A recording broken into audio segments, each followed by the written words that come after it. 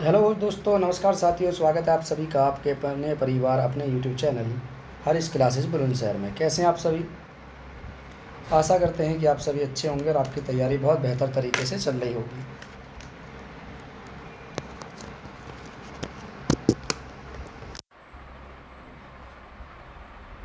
जैसा कि आपको पता है कि कंटिन्यू हमारी क्लासेस आ रही हैं और कंटिन्यू हमारी क्लासेस चल भी रही हैं, और आप लोग जानते भी हैं कि क्लास कंटिन्यू हम करा रहे हैं। तो आप सभी लोग हमारे साथ जुड़िए और देखिए कंटेंट हमारा, जो भी कंटेंट हम आपको दे रहे हैं, जो भी चीज़ें हम पढ़ा रहे हैं, वो एग्ज़ाम की दृष्टि से बहुत महत्वपूर्ण है। अभी तो आप लोगों को ये चीज़ें समझ नहीं आ रही होंगी, लेकिन एक दिन ऐसा आएगा कि आप लोग इन चीज़ों को समझोगे और क्लास भी करोगे, आप पढ़ोगे। कहते हैं कि सफलता एक दिन में नहीं मिलती है। याद रखना, सफलता एक दिन में नहीं मिलती है मेरे दोस्त, क्योंकि महात्मा बुद्ध जी को भी ज्ञान प्राप्त करने में और महावीर स्वामी जी को भी ज्ञान प्राप्त करने में काफ़ी समय लगा था। महात्मा बुद्ध जी ने अपना जब गृह त्यागा था तो उनको 6 साल लगे थे ज्ञान की प्राप्ति के लिए। वहीं महावीर स्वामी जी ने जब अपना घर त्यागा था तो उनको 12 साल लगे थे, और 12 साल बाद उनको जब ज्ञान प्राप्त हुआ तो वो महावीर कहलाए। और इसी प्रकार से जब महात्मा बुद्ध जी ने अपना घर त्यागा उस समय वो महात्मा बुद्ध कहलाए। अगर वो हार मान करके बैठ जाते ना, तो आज हम बौद्ध धर्म और जैन धर्म नहीं पढ़ते। अगर वो दोनों महापुरुष ये चीज़ें सोच करके बैठते कि मैं कितने लोगों से, ऐसे लोगों से मिला हूँ जो ज्ञान नहीं दे रहे हैं, मैं कितने लोगों से ऐसे लोगों से मिला हूँ जो कोई मार्ग नहीं बताते हैं किसी भी चीज़ का, तो लगा लीजिए कि उस समय अगर वो इस चीज़ को सोचते तो वो आज बुद्ध और महावीर ना कहलाते। इसलिए कहता हूँ कि सफलता एक दिन में नहीं मिलती है, लेकिन एक दिन अवश्य ज़रूर मिलती है। तो आप सभी लोग तैयारी करते रहिए, और बाकी आपकी इच्छा है, आप किसी भी प्रकार से तैयारी कर सकते हैं। चलिए, मेरा काम है पढ़ाने का, मैं पढ़ा रहा हूँ, और आपका काम है पढ़ने का, पढ़ते रहिए। ठीक है, चलिए आज का जो हमारा टॉपिक है वो है अजातशत्रु। ठीक है, अजातशत्रु आज मैं ऐसे लिखूँगा। ठीक है, अजातशत्रु, अजातशत्रु। और हम इसके शासनकाल की बात करेंगे कि इसका शासनकाल कितने से कितने तक रहा। शासनकाल, अजातशत्रु के शासनकाल की बात करें तो 492 बीसी से 460 बीसी, 492 ईसा पूर्व से लेकर के 460 ईसा पूर्व तक शासनकाल रहा अजातशत्रु का। इसने अपने पिता को मार करके राजगद्दी प्राप्त करी। इस वंश में जितने भी शासक आए उन्होंने अपने पिता की हत्या करके राजगद्दी को प्राप्त किया, जितने भी उत्तराधिकारी इसमें हुए। अजातशत्रु ने अपने पिता बिंबिसार को मारा, और इस कारण इस वंश को पितृहंता वंश के नाम से भी जाना जाता है। इसके अन्य नाम की बात करें कि अजातशत्रु का उपनाम क्या था, उपनाम तो इसे कुणिक कहा जाता है। इसे कुणिक कहा जाता था। आइए जानते हैं इसके बारे में। अजातशत्रु ने कौशल नरेश प्रसेनजीत के साथ युद्ध किया। कौशल के राजा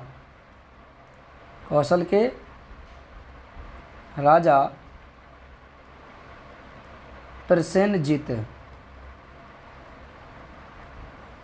से युद्ध,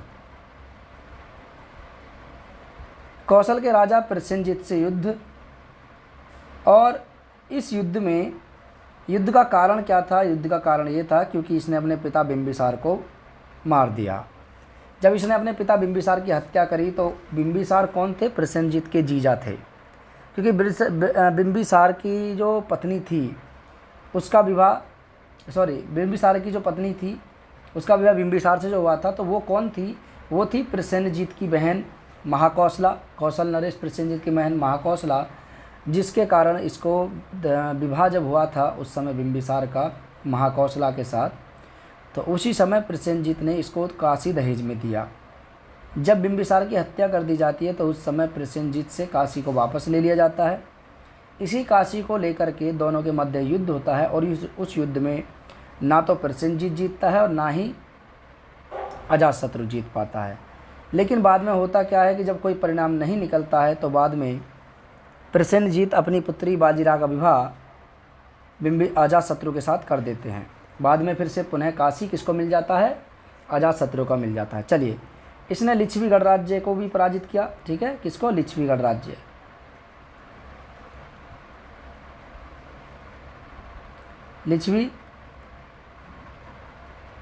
लिच्छवी गणराज्य को पराजित किया।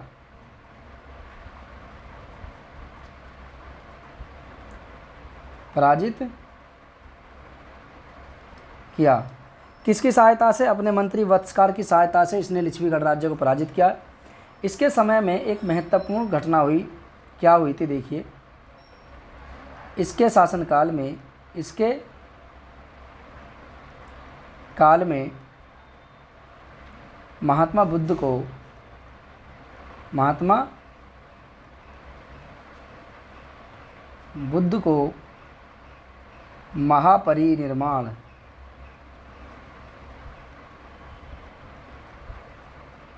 महापरिनिर्वाण प्राप्त हुआ।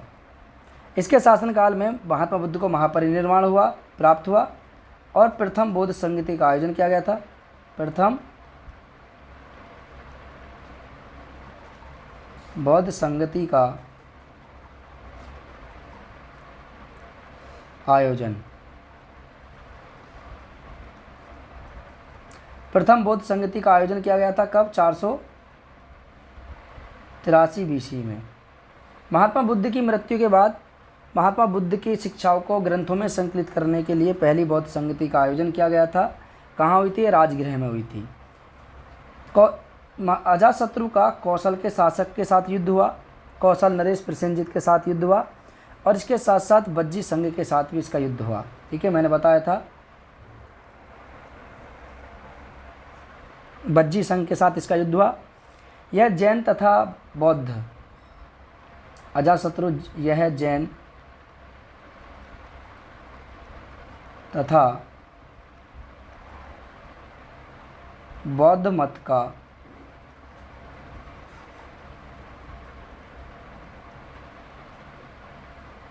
अनुयायी था। यह जैन तथा बौद्ध मत का अनुयायी था। इसके शासनकाल में महात्मा बुद्ध का प्रथम स्तूप बनवाया गया था। बौद्ध का प्रथम स्तूप बनवाने का श्रेय अजातशत्रु को ही जाता है। ठीक है, इसने भारत में पहली बार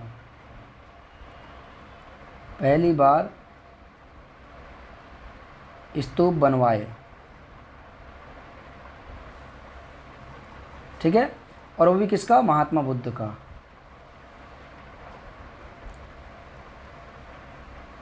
महात्मा बुद्ध का।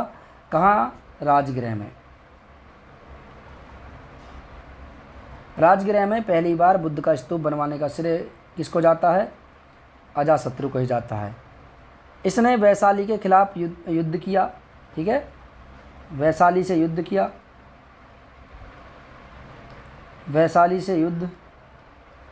वैशाली उस समय एक जनपद था, वैशाली। ठीक है, कौशाम्बी राजधानी। तो वैशाली से युद्ध में इसने रथमूसल,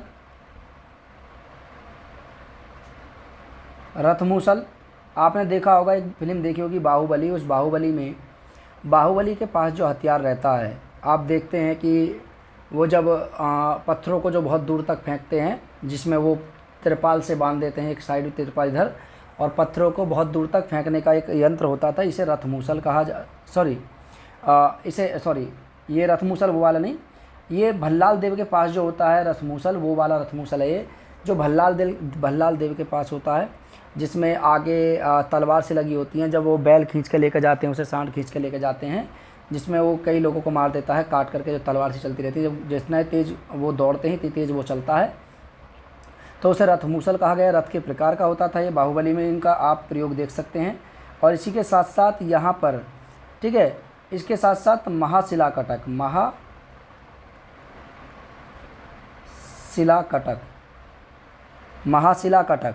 ठीक है, महाशिला कटक, ये भी एक यंत्र था, ये भी एक औजार था। ठीक है। ये भी एक यंत्र औजार था जिसका प्रयोग बाहुबली करता है, वो उसको पत्थरों को ज़्यादा दूर तक फेंकने के लिए, और इसका इस्तेमाल ज़्यादातर किले की दीवारों को तोड़ने के लिए किया जाता था। इन दोनों हथियारों का इस्तेमाल अजातशत्रु ने किसके विरुद्ध किया था? वैशाली के विरुद्ध किया। ठीक है, चलिए आगे बात करते हैं। आगे नेक्स्ट इसके पुत्र के बारे में जिसका नाम था उदाइन। आगे बात करें तो इसके पुत्र का नाम उदाइन, उदाइन के बारे में बात करते हैं। उदाइन या उदयभद्र इसे कहते हैं, उदाइन या उदयभद्र।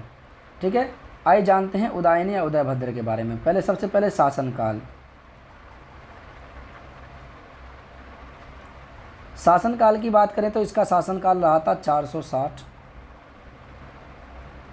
460 बीसी से लेकर के 444 बीसी। 460 ईसा पूर्व से लेकर के 444 ईसा पूर्व तक शासनकाल रहा था किसका? इसी का, उदाइन का। इसके उपनाम की बात करें तो देखिए इसको एक उपनाम से जाना जाता है, उपनाम। इसे उदयभद्र के नाम से जानते हैं, उदयभद्र। इसे उदयभद्र के नाम से जाना जाता है। इसकी सबसे महत्वपूर्ण उपलब्धि थी पाटलिपुत्र नगर की स्थापना करना। इसने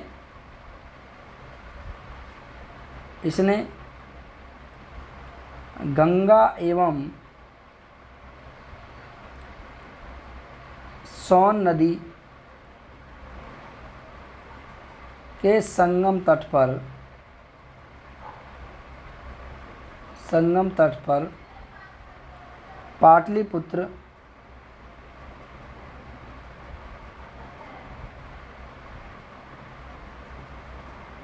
नामक नगर बसाया, और इसने ये पहला शासक था मगध साम्राज्य का जिसने अपनी राजधानी को परिवर्तित किया। यह अपनी राजधानी पाटलिपुत्र ले आया था। जो पहले राजगृह थी राजधानी, इसने अपनी राजधानी को पाटलिपुत्र बनाया। ठीक है, इसने पाटलिपुत्र को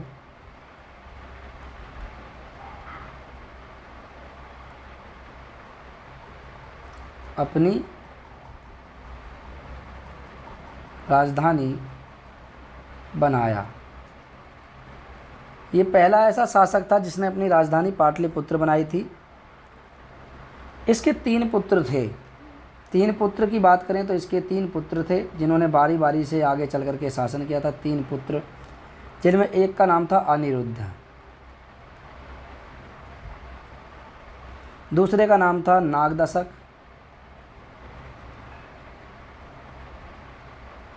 और तीसरे का नाम था मुंडक। ऐसा माना जाता है कि इसी परंपरा को इन्होंने आगे चलाया। जो अपने पिता को मार करके जो भी ये राजगद्दी प्राप्त कर रहे थे, उसी परंपरा को इन्होंने आगे बढ़ाया। ऐसा माना जाता है कि इन्होंने अपने अमात्य जिसका नाम था शिशुनाग, उसी के द्वारा अपने पिता की हत्या करवाई। यानी उदाइन की हत्या करवा करके बारी बारी से इन्होंने राजगद्दी को प्राप्त किया। लेकिन कुछ समय बाद ही इनकी अयोग्यता का फ़ायदा उठा करके एक योग्य व्यक्ति जिसका नाम था शिशुनाग, ठीक है, शिशुनाग के द्वारा हर्यक वंश का विनाश करके एक नए वंश की स्थापना की जाती है जिसको हम आगे शिशुनाग वंश के नाम से जानेंगे। चलिए ठीक है, आगे चलते हैं। शिशुनाग वंश, ठीक है, आगे चलते हैं। शिशुनाग वंश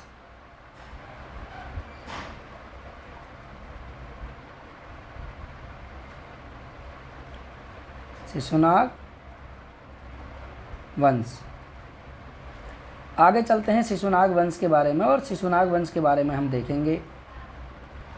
ठीक है, शिशुनाग। चलिए, शिशुनाग वंश का पहला शासक शिशुनाग ही होता है।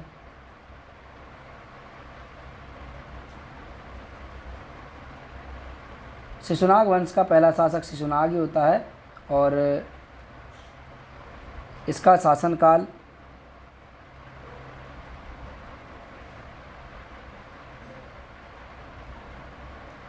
412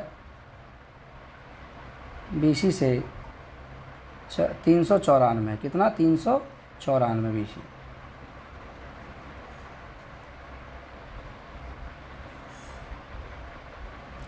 412 बीसी से लेकर के 394 बीसी तक का जो शासनकाल था वो शिशुनाग वंश का माना जाता है। इसकी सबसे महत्वपूर्ण उपलब्धि थी अवंती को जीतकर मगध साम्राज्य में मिलाना। महत्वपूर्ण उपलब्धि अवंती को जीत करके मगध साम्राज्य में मिलाना इसकी सबसे महत्वपूर्ण उपलब्धि थी। ठीक है, सबसे महत्वपूर्ण उपलब्धि थी इसकी अवंती को जीतकर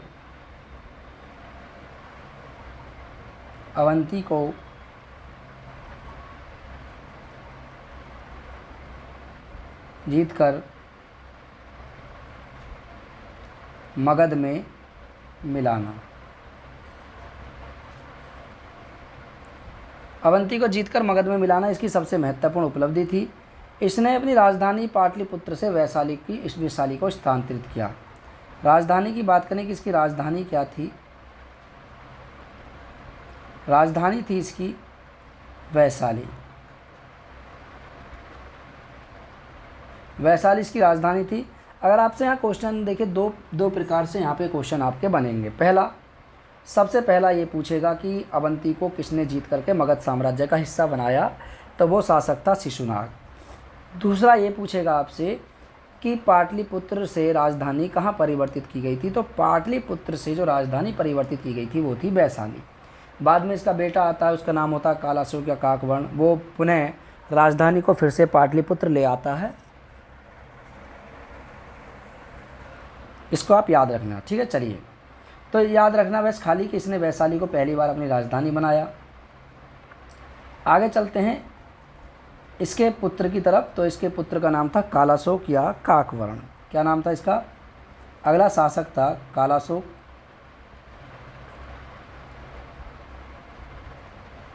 या काकवर्ण।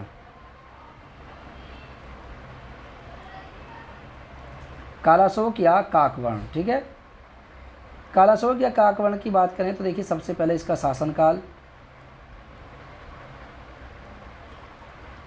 इसके शासनकाल की बात करें कालाशोक या काकवर्ण की, तो वो 366 से लेकर के 366 बीसी से लेकर के 344 बीसी। ठीक है, सॉरी, माय मिस्टेक, 366 नहीं, क्योंकि 94 तो उसी का ही है। तो ठीक है, इसका 394 बीसी से, ठीक है, 366 बीसी, ये इसका शासनकाल रहा था। इसके सबसे महत्वपूर्ण उपलब्धि और सबसे महत्वपूर्ण कार्य इसके शासनकाल का क्या रहा? इसके शासनकाल में दूसरी बौद्ध संगति का आयोजन किया गया था। ठीक है, सेकंड आप देख सकते हैं कि दूसरी बौद्ध संगति, ठीक है, दूसरी बौद्ध संगति का आयोजन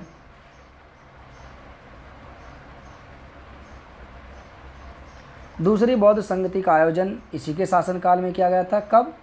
महात्मा बुद्ध की मृत्यु के 100 वर्ष बाद, अर्थात 383 बीसी में दूसरी बौद्ध संगति का आयोजन किया गया था। कहाँ? पाटलिपुत्र में, याद रखना, सॉरी, वैशाली में। दूसरी बौद्ध संगति का आयोजन वैशाली में किया गया था। तीसरी का पाटलिपुत्र में किया गया था। पहली का राजगृह में किया गया था। चौथी का, ठीक है, कुंडलवन में किया गया था, जम्मू कश्मीर में। ठीक है, याद रखना। शासनकाल, शासक भी अलग अलग है। पहली बौद्ध संगति का आयोजन किया गया था अजातशत्रु के शासनकाल में। दूसरी बौद्ध संगति का आयोजन किया गया था कालाशोक के शासनकाल में। तीसरी बौद्ध संगति का आयोजन किया गया था अशोक के शासनकाल में। और चौथी बौद्ध संगति का आयोजन किया गया था कनिष्क के शासनकाल में। चलिए, इसने अपनी राजधानी, ठीक है, राजधानी पुनः पाटलिपुत्र को बनाया। पाटलिपुत्र को बनाया। इसने अपनी राजधानी पुनः पाटलिपुत्र को बनाया। फिर से पाटलिपुत्र को ही राजधानी बनाया इसने। ठीक है, और इसके शासनकाल में केवल एक ही महत्वपूर्ण उपलब्धि थी, वो थी दूसरी बौद्ध संगति का आयोजन करना। ठीक है, चलिए आगे चलते हैं। अगला वंश तो यहाँ पर हमने शिशुनाग वंश देखा, अब चलते हैं नंद वंश। कौन सा? नंद वंश।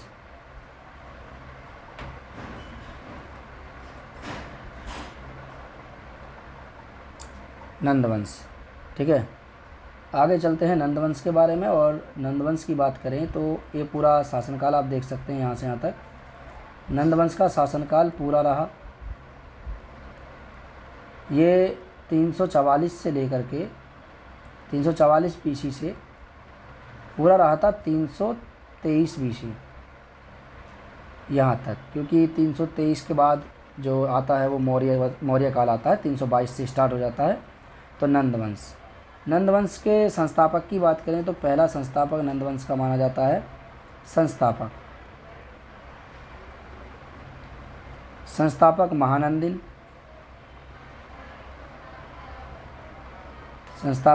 महानंदिन। और वास्तविक संस्थापक की बात करें तो वास्तविक संस्थापक है आपके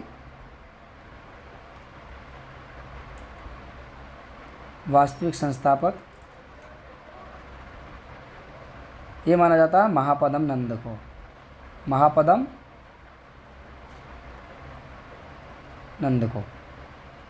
तो महापदम नंद इस वंश के वास्तविक संस्थापक माने जाते हैं। लेकिन महानंदिन के बारे में भी आता है कि इस वंश का जो संस्थापक था वो महानंदिन था, जो शिशुनाग वंश से संबंधित माना जाता है, और ऐसा माना जाता है शिशुनाग वंश का अंतिम शासक। लेकिन इस वंश का वास्तविक संस्थापक का अर्थ होता है वह शासक जिसके शासनकाल में साम्राज्य का विस्तार हुआ हो, ऐसे शासकों को कहा जाता है। ठीक है, याद रखना, महापदम नंद इस वंश का संस्थापक माना जाता है, इसमें आप ध्यान रख लेना। ठीक है, चलिए, तो पहले शासक महापदम नंद, आइए जानते हैं महापदम नंद के बारे में। ठीक है, चलिए, सबसे पहले इसके शासनकाल की बात करेंगे हम। महापदम नंद का शासनकाल देखिए, इसका शासनकाल रहा था 344 BC से 344 BC से, ठीक है, 334 BC 334 BC इसका शासनकाल रहा। महापदम नंद का शासनकाल की बात करें तो 344 BC से लेकर के 334 BC इसका कुल शासनकाल रहा था। बौद्ध ग्रंथों में इसे क्या कहा जाता है? देखिए, इसके कई नाम हैं।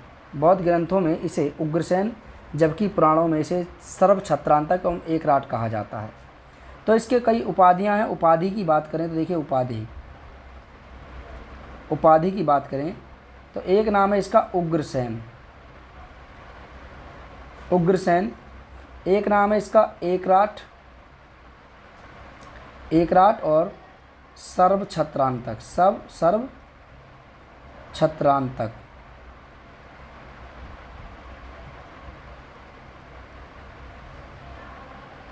सर्वछत्रांतक, ठीक है, याद रखना।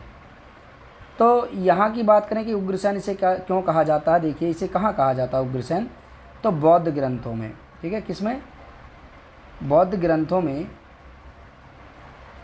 इसे उग्रसेन कहते हैं, और पुराणों में इसे सर्वछत्रांतक कहा जाता है। देखिए, दोनों का अलग अलग रीजन है, क्यों कहा जाता है इसे, ये उपाधियाँ इसको क्यों दी गई थी। देखिए, क्योंकि ऐसा माना जाता है कि प्राचीन काल में सबसे भयानक सेना, सबसे महत्वपूर्ण और सबसे शक्तिशाली सेना महापदम नंद के ही पास थी, और नंद वंशों की ख्याति दूर दूर तक फैली हुई थी। इसके पास जितनी सेना थी, जितनी इसके पास उतनी ही सेना थी जितनी इसके पास संपत्ति थी, इसलिए इसे उग्रसेन कहा गया है, अर्थात भयानक सेना का स्वामी। जिस प्रकार आप देख सकते हैं कि बाहुबली में जब लास्ट मोमेंट में काल के आता है तो उसके पास एक भयानक सेना होती है, देखते हैं आप लोग, देखते हैं। भयानक का अर्थ होता था कि ऐसे सैनिक जो जिस क्षेत्र की तरफ से निकल जाएं उस क्षेत्र में पूरी तरीके से तबाही मचा दें, इस प्रकार की सेना को भयानक सेना कहा जाता है। इसे भयानक सेना का स्वामी कहा जाता है। एकराट या सर्वछत्रांतक इसे क्यों कहा जाता है? क्योंकि ऐसा माना जाता है कि पुराणों के अनुसार ऐसा माना जाता है कि महापदम नंद वो ठीक है, मगध साम्राज्य पर वो शासक था जिसने छोटे छोटे 16-17 लगभग 16-17 साम्राज्यों को मिलाकर के एक बड़े साम्राज्य की स्थापना करी। इसलिए इसे एकराट का मतलब होता है एकजुट करने वाला, सर्वछत्रांतक का मतलब होता है सभी क्षेत्रों का स्वामी, सर्वछत्रांतक, ठीक है, सभी क्षेत्रों का स्वामी या सभी क्षेत्रों का राजा, इसे सर्वछत्रांतक कहा गया था पुराणों में। ठीक है, चलिए, इसने कलिंग पर आक्रमण किया। आगे पॉइंट की बात करें तो देखिए अगला पॉइंट क्या है। अगला पॉइंट है कि इसने, ठीक है,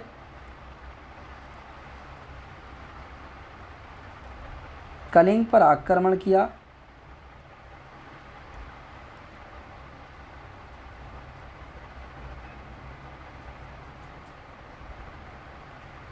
कलिंग पर आक्रमण किया और विजय उपलक्ष्य में वहां से जिनसेन की मूर्ति को उठा लाया। कलिंग पर आक्रमण कर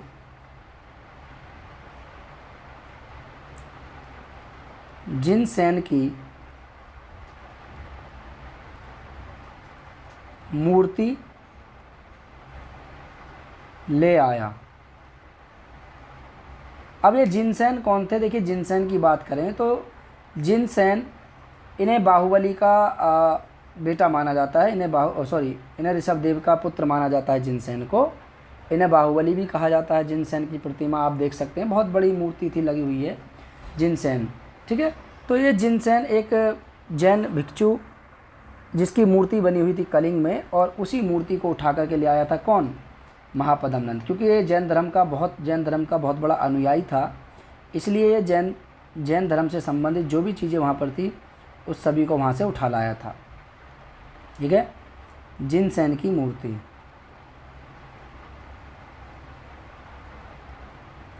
किसकी? जिनसेन की, ठीक है, विजय के उपलक्ष्य में उठा लाया, जिसका उल्लेख हमें कहाँ से मिलता है? इस विजय का उल्लेख हमें मिलता है, इस आक्रमण का उल्लेख, आक्रमण की जानकारी मिलती है हमें खारवेल के हाथी गुम्फा अभिलेख से। खारवेल के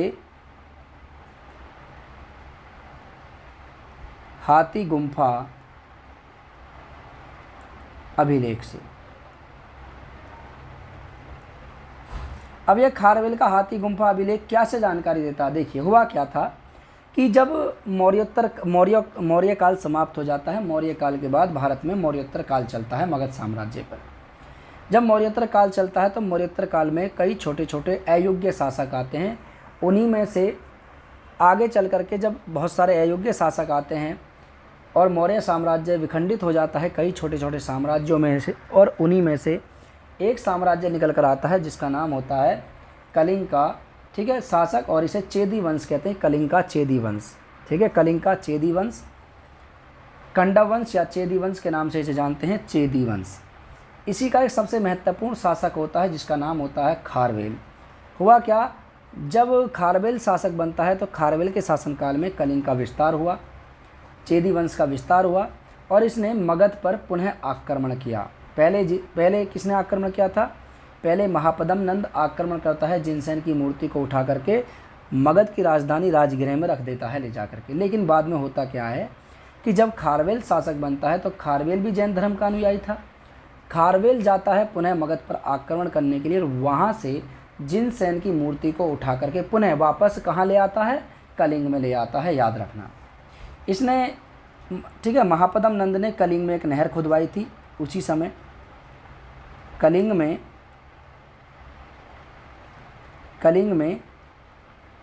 एक नहर का निर्माण कराया।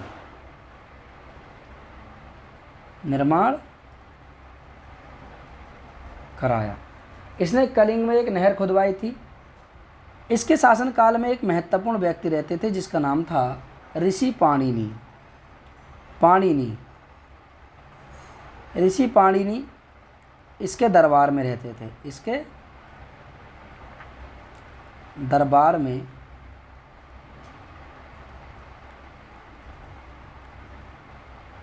रहते थे। कौन थे ये?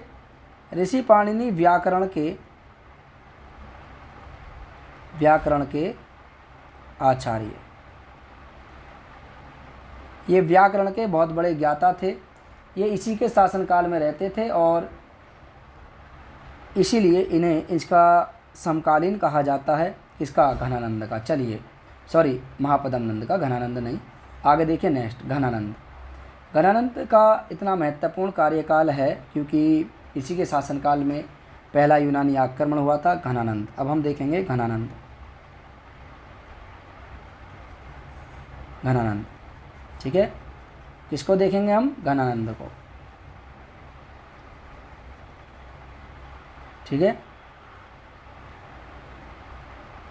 मैं थोड़ा मोटा सा लिख देता हूँ, घनानंद।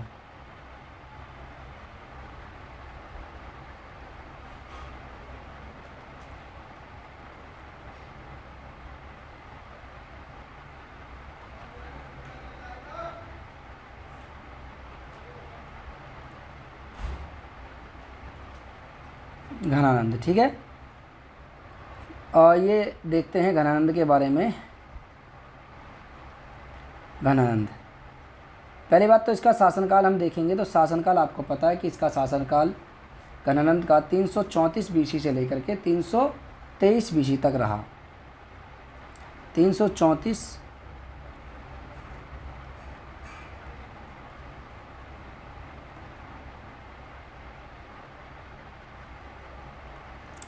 बीसी से 323 बीसी तक रहा था इसका शासनकाल। किसका? घनानंद का। घनानंद का शासनकाल 334 बीसी से 323 बीसी तक इसका शासनकाल रहा। यह नंद वंश का अंतिम शासक था, ठीक है। यह नंद वंश का अंतिम शासक था। यह नंदवंश का अंतिम शासक था। इसके शासनकाल में यूनानी आक्रमण हुआ। यूनानी शासक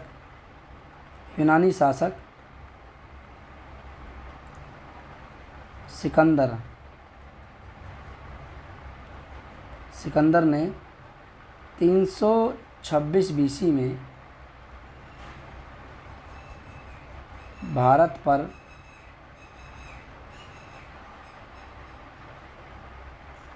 आक्रमण किया, ठीक है। इसके शासनकाल में सिकंदर ने 326 ईसा पूर्व में भारत पर आक्रमण किया। इसके शासनकाल में कुछ विद्वान रहते थे, ठीक है। उन विद्वानों की बात करें तो कौन कौन से? एक थे अमात्य, एक थे सक्टाल, एक थे स्थूलभद्र। तो विद्वान की बात करें, इसके दरबार में कुछ विद्वान रहते थे, जैसे सक्टाल, अमात्य। सक्टाल, अमात्य मतलब, अमात्य का मतलब होता था प्रमुख मंत्री। सक्टाल तथा स्थूलभद्र। सक्टाल तथा स्थूलभद्र इसके दरबार में रहते थे, प्रमुख विद्वान रहते थे इसके साथ साथ, ठीक है। और प्रमुख विद्वान की बात करें और अन्य जो प्रमुख विद्वान थे वो के वर्ष, उपवर्ष,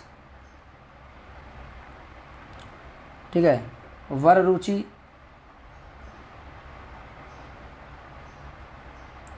और कात्यायन, कात्यायन, ये प्रमुख विद्वान इसके दरबार में रहा करते थे। नंदवंश का अंतिम शासक। और यहाँ से क्वेश्चन पूछे जाते हैं कि देखिए यहाँ से किस प्रकार से क्वेश्चन पूछे जाते हैं। यहाँ से क्वेश्चन पूछे जाते हैं कि जब सिकंदर ने भारत पर आक्रमण किया था तो उस समय किस वंश का शासन था। तो पहला तो क्वेश्चन ये है कि नंद वंश का शासन था। दूसरा क्वेश्चन ये बनता है कि सिकंदर के समय मगध का शासक कौन था? घनानंद था, याद रखना, ठीक है।